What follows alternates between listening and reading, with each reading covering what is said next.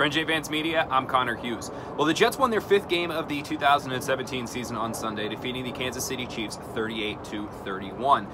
It was an exciting game, certainly with the final score being scored in the final couple of minutes, and then a defensive stand sealing things.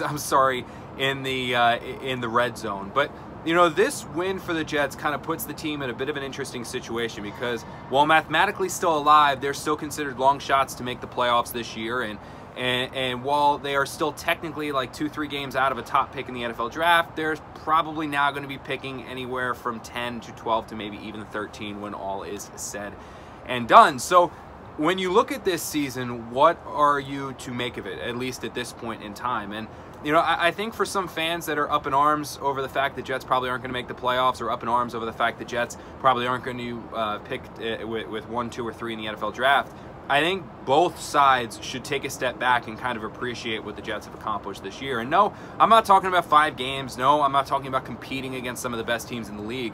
What I'm talking about is the fact that you've got a team in the Jets that now looks like they've got a young core group of players that they can build on going forward. And I'm talking about guys like Robby Anderson, who looks like he's on the verge of becoming a budding star. I mean, this is a guy who has now gone over 100 yards 3 times in his last 5 games, has 7 touchdowns on the season, including 6 in his last 6 games, and he's probably going to finish this season as a 1,000-yard wideout, which certainly we didn't see coming back in August. I'm talking about guys like Austin Seferian-Jenkins, who, while his pass receiving production hasn't been as eye-popping the last couple weeks, he's rounded out his game and he's becoming one heck of a blocker and is well on his way to becoming an all-around tight end. I'm talking about guys like safeties Jamal Adams and Marcus May. I'm talking about guys like a cornerback Buster Skrine, who's suddenly starting to play some pretty good football lately. You know, guys like Jordan Jenkins, who's taken a step in the right direction. Brandon Shell.